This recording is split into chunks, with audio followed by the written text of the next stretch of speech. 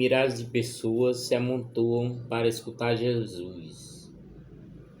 É uma referência à necessidade do povo quanto à verdade e à revelação de Deus. Essa multidão também representa a humanidade inteira, no que se refere à urgente descoberta de Deus, da justiça, verdade e amor. Humanidade que se encontra cheia de corruptos, hipócritas, mascarados e orgulhosos.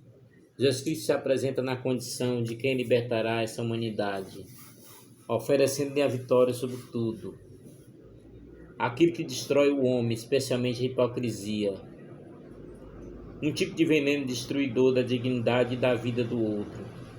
A palavra hipocrisia nasceu no palco. Os atores se apresentavam como sendo outras pessoas. Mais tarde passou a designar gente falsa e fingida. Pois bem, por causa da hipocrisia de alguns, é que milhares apinham-se ali diante de Jesus, querendo somente realizar seus sonhos de liberdade, de paz, de justiça e de misericórdia. Jesus começou a falar primeiro a seus discípulos. Eles necessitam ser identificados com o Mestre. Devem se prevenir contra o fermento dos fariseus.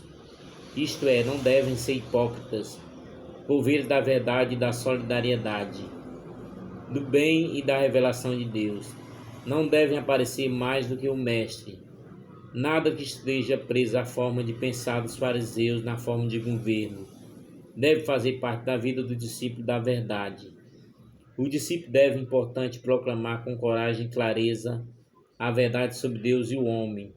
Deve proclamar o ensinamento de Jesus mediante uma vida profundamente ligada ao bem maior, ao Mestre totalmente voltada para o Pai, sem as amarras internas da hipocrisia e na força do Espírito Santo. O discípulo deve anunciar a palavra da salvação, na qual foram formados. Não há nada escondido que não venha a ser revelado, e não há nada oculto que não venha a ser conhecido. A verdade do ser não tem natureza de escondimento. Seu ser é por natureza manifestação de si. Não se esconde a existência. O existir já é uma expressão do ser e de tudo que ele faz. Isso mesmo, também o fazer é manifestação.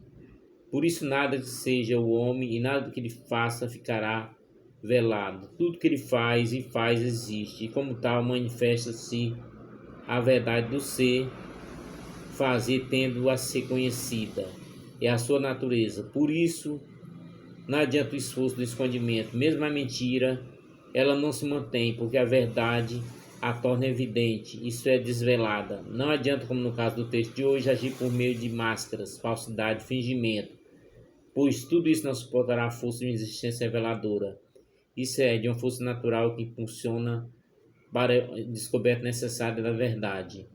Não tema, o discípulo teme somente a Deus, desprezando a vida de aparência, isso é, abandonando a formalidade mundana, entregando-se sem medo à realidade querida por Deus, não por medo de Deus, mas por amor e respeito a Ele.